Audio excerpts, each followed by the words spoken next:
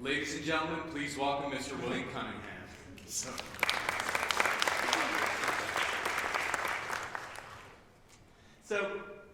I'm a psychologist. And because I've given you that category, there's already a lot of things that you probably think you know about me. There's probably things that I might be, things I might believe, things I might be interested in, and also probably things that you think that I'm not. And some of these things might be true, some of them not be. But one thing that is true as a psychologist is I am obsessed with psychological tests. I'm really interested in ones that especially tell us things about ourselves that we might not know, and that might reveal things about ourselves that help us understand some of the complexities of life. And so for this talk, I really want to start with one of my favorites.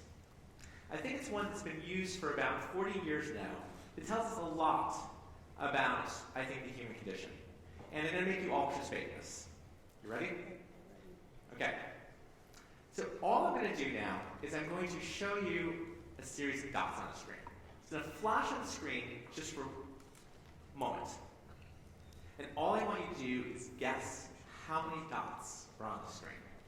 Okay, it's important that you don't actually share this with them, so keep it to yourself. Ready? Okay? Go. Got it? Okay, so what we can do is we can divide the world into the people who are, say, overestimators from the people who are underestimators. Right, so if you saw 30 or more dots there, you're an overestimator.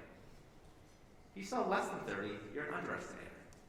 Right, so I just want you to take a moment, and I want to think about what it means to be an overestimator. I want you to think about what it means if you're an underestimator, what it means to be an underestimator. Right? What makes you similar to, say, other overestimators? Like, what makes you different than underestimators? Just take a moment to do this. Okay. Now, what I'm going to be able to do is, I want you to remember this, because I think this test is going to help us answer some rather large questions that you've probably been thinking about recently. They're really large questions, such as this. Is the world getting better or worse? Is there more or less group conflict? And if you think things are getting worse, who's to blame for this? It seems to me that there's a lot of answers to this question about who to blame. Whenever I log onto my social media accounts, it's obviously almost all of it, right, tells us who is to blame for all of the world's ills right now. And if you look at it, the answer is very simple. It's whatever group you don't belong to, right? If you consider yourself a little more liberal, oh, those conservatives, right? If you're kind of conservative, oh my God, those liberals, right? Clearly, the world is falling apart. There are people doing it, and there are people that aren't you. So I want to go back to that test we started with, right? This question on the dots. I'll be honest, I have absolutely no idea how many dots are on the screen.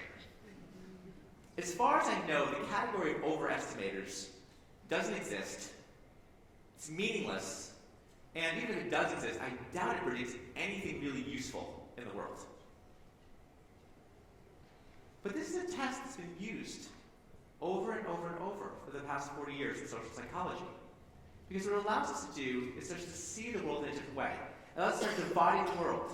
Right? We have the overestimators. Right? We have the underestimators. And suddenly we can start seeing the world as the us's and the them's. When people use this test, what they find is that, of course, if you're an overestimator, like what are other overestimators like?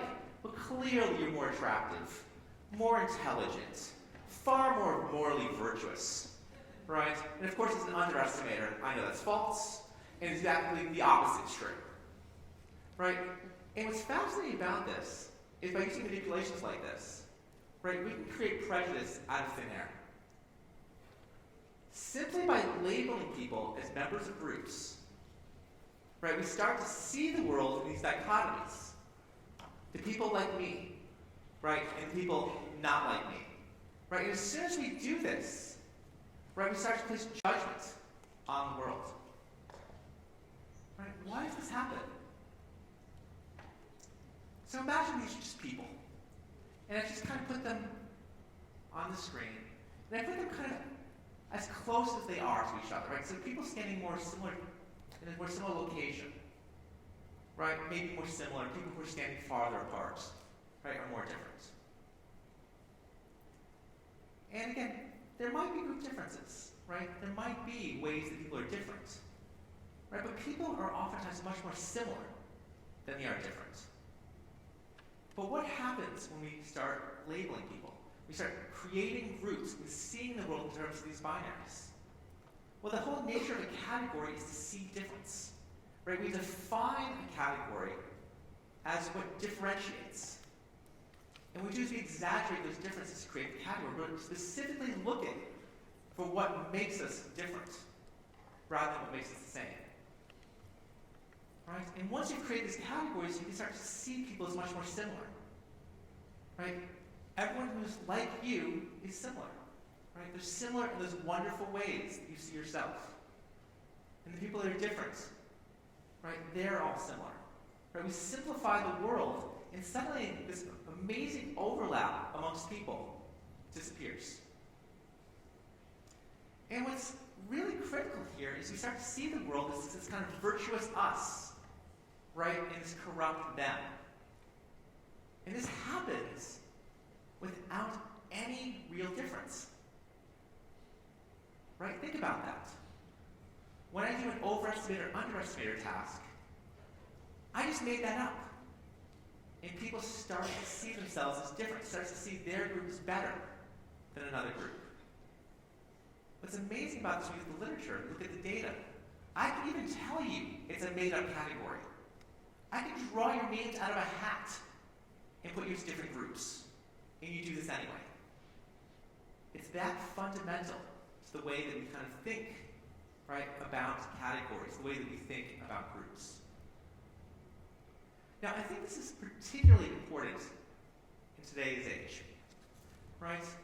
Because we're starting off, we have already this propensity, right, to see difference, right, to see ourselves as the good and virtuous, right, versus the other. But what's happening these days is that we're also moralizing these groups, right? When I go on my Twitter account, right, I see my group all telling how wonderful we all are. And when you see anything about anyone else, it's pointing out the very worst in what they might be. Right? So in addition to seeing difference, people seem to be motivated to actually create even larger differences, right? To see the very worst. Right? We start labeling people. Right? There aren't, say, liberals and conservatives anymore. Right? But you have the postmodern neo-Marxists and the alt-right. Right? That's already kind of like exaggerating a little bit, so that anyone who's different than you, right, has to have that extreme.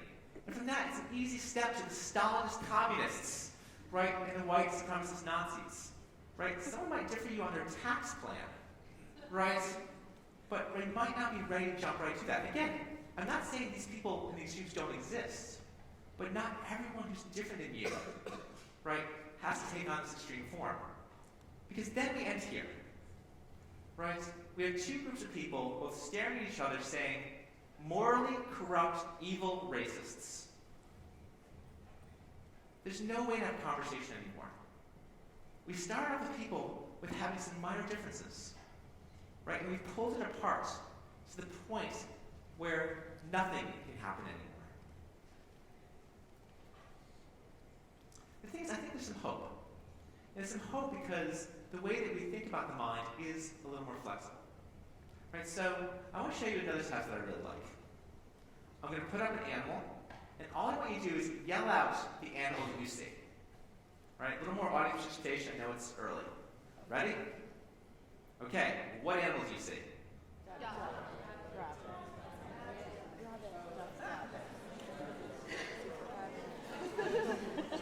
Right. Clearly, this is the New Brunswick duck rabbit. Right?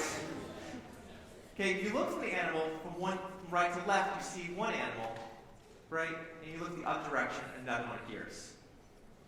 And I think this is a very powerful demonstration, right? That we can see the same thing, right? The same thing exists out there, but our mind can see two different things.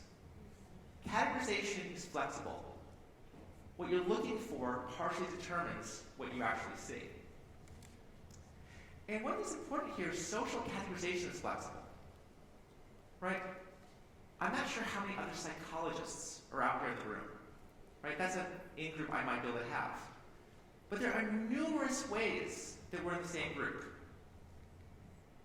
And just by thinking about you in different ways, right, I can see our similarities. And I think this is very important. Because simply by changing your frame, you change who's the we and who's the us. And I think that helps us see that we're all we in some ways. When I was trying to find the photos for this talk, I just did some Google search, and I actually discovered a brand new television show I didn't even know existed. It's on YouTube, and I really recommend you watch this. It's called In the Middle. They're about 10-minute little clips, and all they do is they take people who are diametrically opposed on something, right? In this example, it's 3 peace activists and 3 veterans, right? They have atheists versus religious people, right? They have all different groups, and what they do in 10 minutes is they force them to actually have the conversations they're not having, right? It's forcing them to actually ask each other the questions that they think are going to divide them and have them be entirely different. And every episode is about the same, right? By the end of the 10 minutes, right, they're all shaking hands and realizing that they had really stereotyped each other, right? The commonality was far larger, right, than what they had expected. Now you might say, well, this is just a television show, right? I mean, who's going to come on to a TV show where the goal is to show that we're all the same and we can all come together and be the jerk at the end of it who's like, I still dislike those people, right? You're not going to be that person. Which is why I like to actually look for real-life examples of this.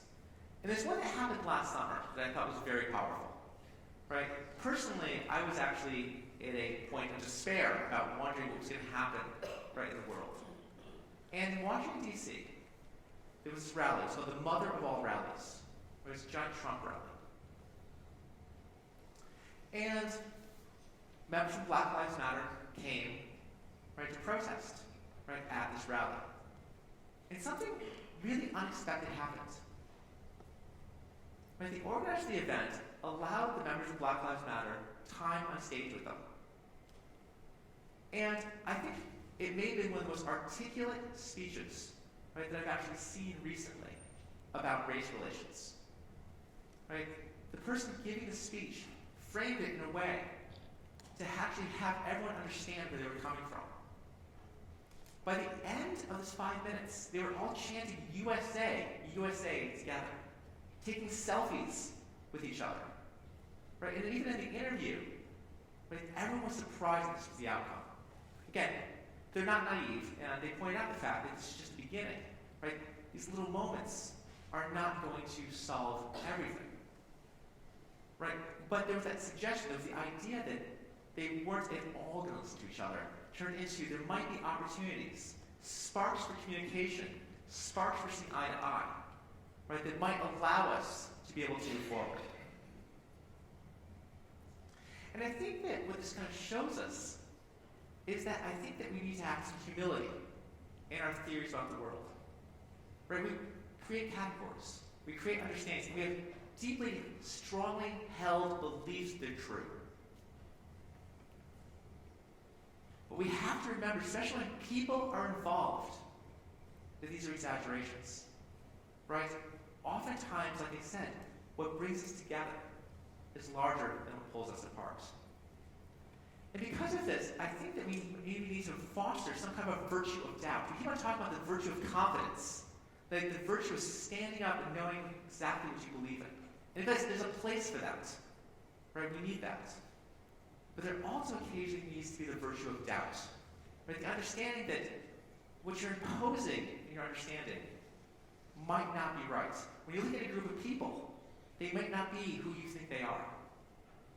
And what's important about this, all the data, right? This isn't specific to any group. We all do this, right? We tend to always see prejudice in the other people. But it's a way the human mind is set up, and we all need to be monitoring for this to come together again. And I think this is important in other ways also, because as I pointed at the beginning, there are sometimes real differences. And we can learn from each other. This is an amazing phenomenon in psychology called the illusion of explanatory depth. And all it means is you are a lot more confident about how the world works than you should be, right? People here probably think they know how a toilet works, or how a bicycle works, or how a ballpoint pen works. But if I actually ask you to explain it to me, it falls apart nearly immediately.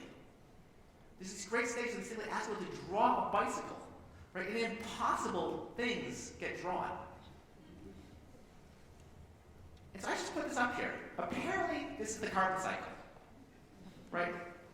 I have my political beliefs. I have my views on how we should save the environment. I have absolutely no idea how the carbon cycle actually works. And what's amazing is most of you probably don't either. And because of this, I think that we need to remember that people might be looking at similar things and seeing different elements, right, of the same problem. If we start off with the assumption that the only reason that someone disagrees with us is because they're morally corrupt, means you're going to lose any of the ability to learn from someone. Again, you still might be right. But again, there still might be something, right, to be offered from somebody else. And so I kind of want to end with this cartoon I saw once. And it's one of my favorite cartoons that I've ever seen as a psychologist studying intergroup relations. Right, these two armies, right? There can be no peace until they renounce their rabbit god and accept our duck god. And I used to interpret this in a different way. Right? I used to see this as this amazing sense of the pessimism that we might have to have. Right? Because you can see this cartoon is saying these two groups, right, need to convert to be the same. Right? They need to actually, the rabbit people need to become the duck people, and the duck people, the rabbits. But another way of seeing this, right, is renouncing the idea that these are, the rabbit and the duck are entirely different, right? And changing our focus, right, to the fact that we're all seeing some aspects of the rabbit duck. Thank you.